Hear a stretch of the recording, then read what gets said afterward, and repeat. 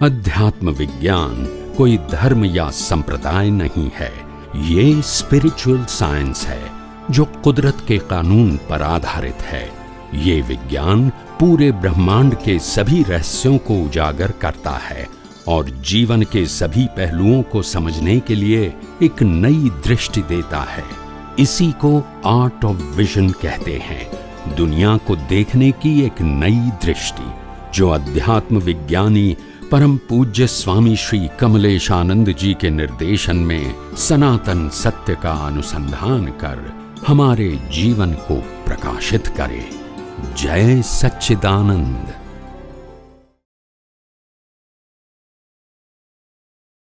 हमको ultimate reality of universe मिल रही है, हमको दुनिया को देखने की नई दृष्टि मिल रही है, उसी का नाम अध्यात्म विज्ञान है। लेकिन दिखने में तो बहुत सरल है कि मिल रही है, लेकिन देने वाले को ढूंढना, देने वाले की कृपा दृष्टि होना और देने वाले को प्रकृति के संयोग मिलना कि हम उनके सानिध्य में जावें, उनकी कृपा को पात्र करें, यह भी सारा कुदरत के ऊपर निर्भर करता है। यानी कुदरत की हमारे ऊपर मेहरबानी है कि उन्होंने हमारी दृष्टि को शुद्ध करने के लिए कहिए, स्थिर करने के लिए कहिए, उस मान्यता को जो है वो भ्रांत से मिटा करके सही करने के लिए स्वामी कमलेशानंद जी को कुदरत ने हमारे प्रार्थना पर, हमारे भावों पर जो है भेजा है।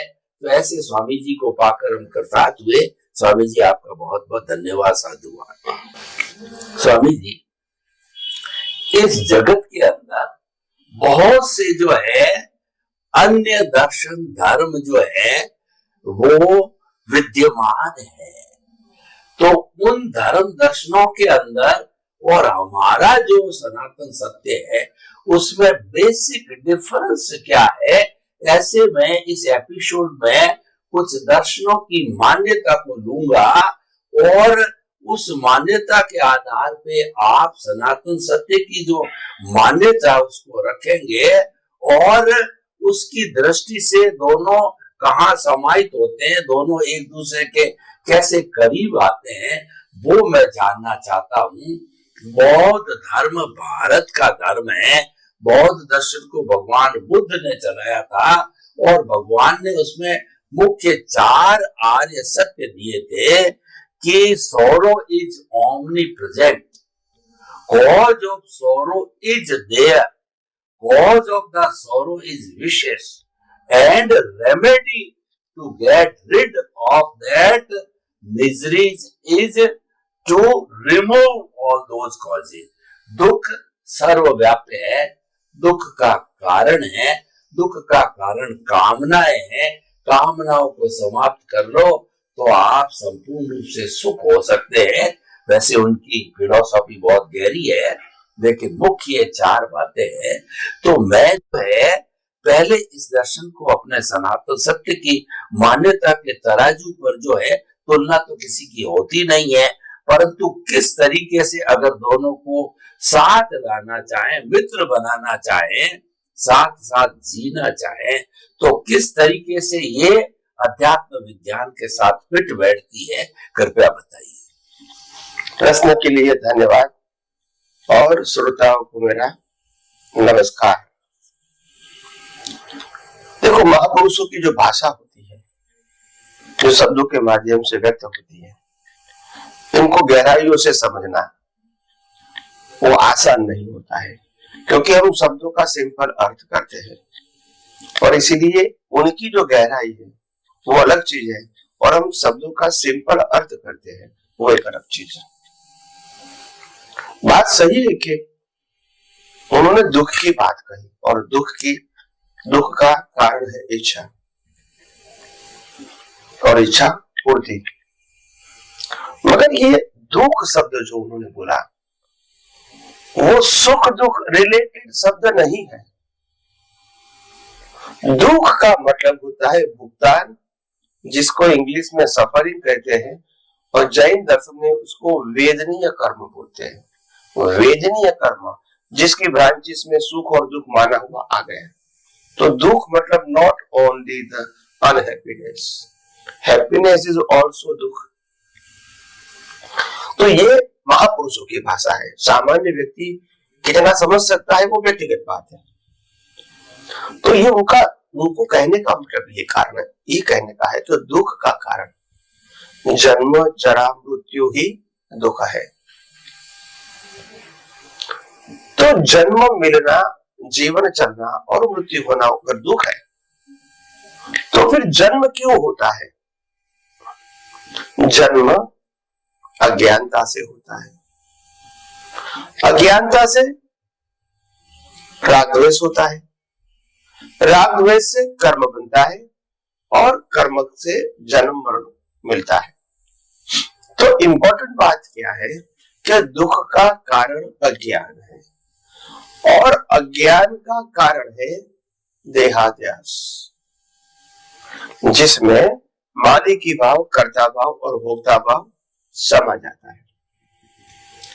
तो ये अज्ञानता के बस हम राग द्वेष करके नए कर्म चार्ज करते हैं और कुदरत वो कर्मों का फल देते हैं। तो समन्वय ये होना चाहिए, वो भी अज्ञान दुख यानी अज्ञान को ही नाश करने की बात करते हैं। इन अदर सेंस शब्द भले अलग है, उनके लिए दुख सुख दोनों अज्ञान का कारण है। हम इसको सिर्फ दुख समझे तो वो करेक्ट नहीं है। ये ज्ञानियों की भाषा है। संसार ही तो दुख है, संसार सागर जो दुखों से भरा है। दुख का मतलब होता है हम जो सुख दुख मानते हैं वो नहीं। दुख सुख का मतलब होता है बंधन। अगर हमारे पास पैसा नहीं है तो भी हम दुखी हैं, कम पैसा है तो भी दुखी है, ज्यादा पैसा है तो भी दुखी है और बहुत ज्यादा पैसा है तो भी दुखी। तो दुख का कारण पैसा होना ना होना नहीं है, दुख का कारण ही पैसा है। तो इस एंगल से देखो, लौकिक समाज में कम ज्यादा या होना ना होना वो सुख दुख है, ऐसी भाषा ज्ञानियों की नहीं होती है, ये लौकिक भाषा में होता है। तो ज्ञानियों की भाषा ये है। तो वो जीवन में बहुत सारी अवस्थाओं में सार निकाल के बताते हैं कि इच्छा ही दुख का कारण है।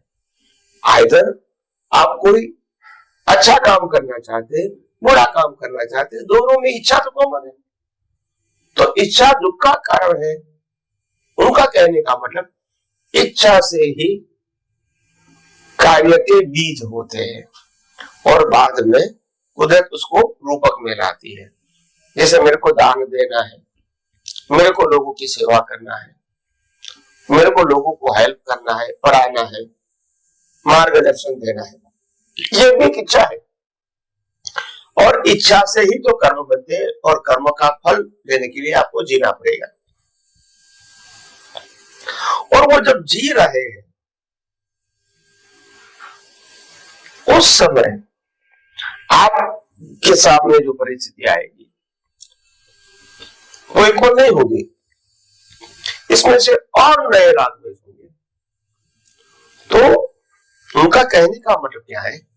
अच्छा करना, बुरा करना की जो कुछ इच्छा होती है, धार्मिक सामाजिक, ये सब इच्छाएं दुख या बंध का कारण है।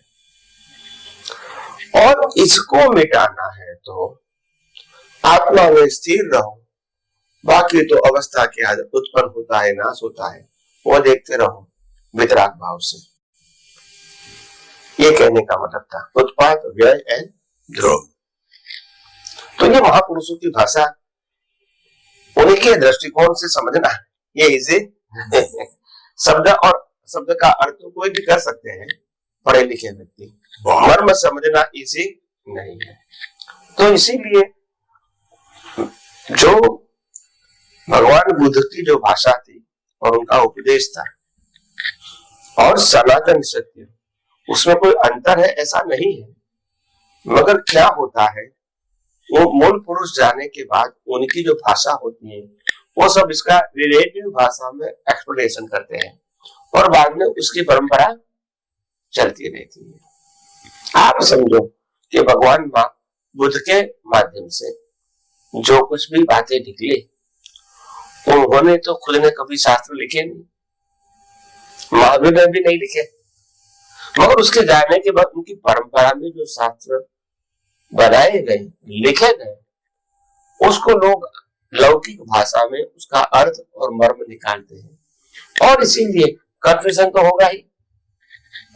तो आपको उस लेवल पे जाना पड़ेगा जो उनका मकसद था बताने का।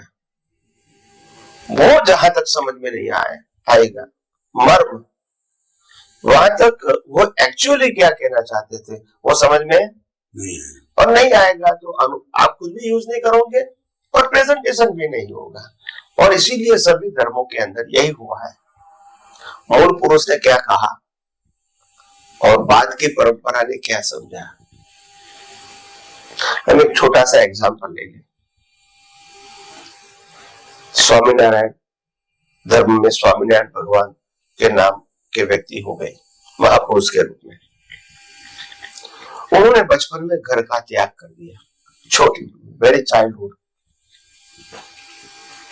क्योंकि उसको मालूम हुआ कि ये जीवन कोई ग्रेटनेस वाला जीवन नहीं है, दुख भरा जीवन है, और ऐसे छोटे मकान में परिस्थितियों के आधार से संघर्ष में जीवन जीना ये कोई जीवन नहीं है। तो वो घर से निकल पड़े, नदी में जंप लगाई, जहां निकलेगा वो सही, क्योंकि अभी तो कुदरत के पास जाना है, तो कोई एड्रेस तो होगा ही नहीं। तो ऐसे वो निकल गए, और निकलने के बाद वो जंगलों में कुदरत के अंदर घूमे। एक बात उनके जीवन में, जो जीवन था उनका, उसमें एक बात थी, इनको कोई चीज की इच्छा और अपेक्षा नहीं थी। जहां भी गए लोगों ने खाना दिया तो ले लिया, जरूरी है पेट के लिए, मगर बाकी कपड़े, पैसे और अन्य कोई जरूरी सामान कभी लेने की चेष्टा नहीं की। वो कहता है मैं कुदरत के ऊपर जीता हूँ, मेरे को ये जरूरत नहीं है। ऐसे छोटे कॉपिन पहनते थे और निकल पड़ते थे। तो कहने का मतलब, और हजारों किलोमीटर, लाखों किलोमीटर वो चल के गए, हिमालय में भी गए थे, और हर जगह वो घूमते रहते थे समाज के सामने। तो परिस्थितियां अच्छी बुरी तो आई होगी एक व्यक्ति को इंसान के रूप में।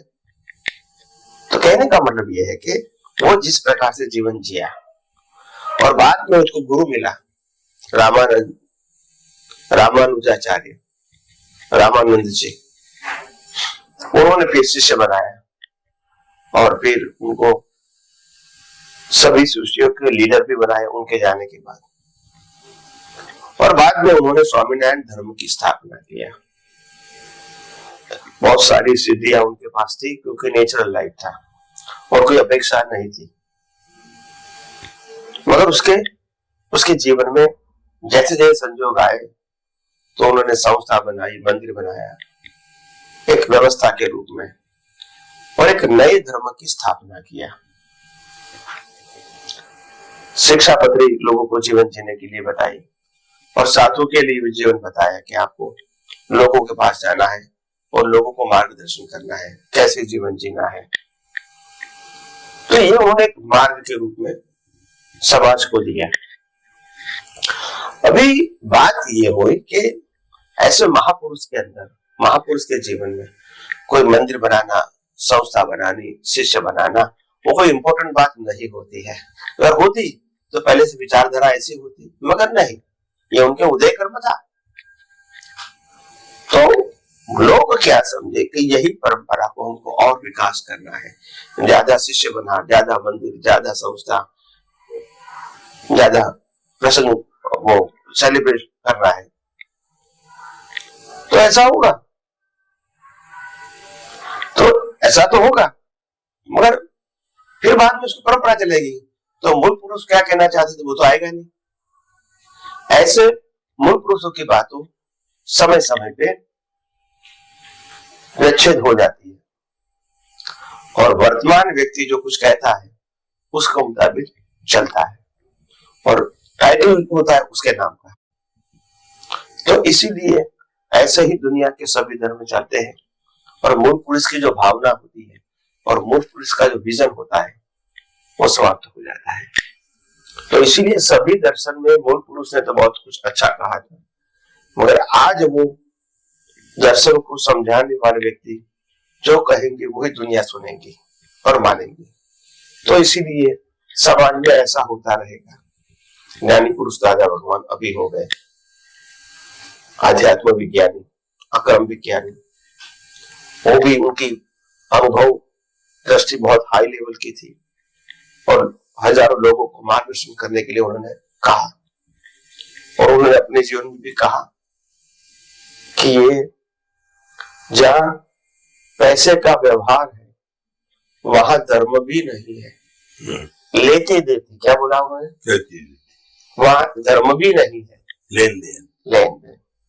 तो ठीक है, वह भी उनकी ही परंपरा में सब कुछ चलता भी है, तो ये होता ही रहेगा। अभी आप कहोगे कि हम उसके मार्ग को, उनके ज्ञान को फॉलो करते हैं, ठीक है, व्यवहार से तो बोल सकते हैं, मगर उनका जो थीम था, उनका जो एब्स्ट्रैक्ट था, वो खत्म हो गया। मैकेनिकल प्रोसेस चलती रहेगी। तो हर धर्म में, हर दर्शन में यही हुआ है। हालांकि मूल पुरुषों को कोई एक दूसरे के प्रति राग द्वेष नहीं होते हैं, सही गलत नहीं होता है। मूल पुरुष का मतलब ये होता है अनुभव के मार्ग को एक्सेप्ट करते हैं। तो मेरे को जो अनुभव हुआ, दैट इज इम्पोर्टेंट। और परंपरा में क्या होता है, अनुभव ज्ञान की कीमत नहीं है, किताबों में क्या लिखा है, उन्होंने क्या कहा है, उसकी कीमत होती है, और इसीलिए अंतर हो जाता है। और जब अनुभव पुरुष आता है तो उनकी बात को स्वीकार या न स्वीकार कोई फर्क नहीं होगा। मेरे को केवल ज्ञान होगा, तुम नहीं मानोगे तो मेरा क्या फर्क होगा। इसलिए अनुभव पुरुष का इम्पोर्टेंट बात यह है कि हमने आध्यात्मिक विज्ञान में खास कहा है, अनुभवी पुरुषों को दुनिया के सर्टिफिकेट की आवश्यकता नहीं होती है। उनकी बात ओपिनियन नहीं है ना, कोई नहीं समझ सकते, नहीं मानते, अलग बात है, उनकी मर्जी है।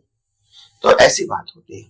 तो इसीलिए सभी दर्शन का मूल तो अनुभूति करना ही था, मगर वो दर्शन को जब क्रियान्वित हो गया तो लोगों ने क्रिया का महत्व बता दिया, उनके शब्दों को लौकिक भाषा में ले गए, और इसीलिए इतना सारा अंतर हो गया।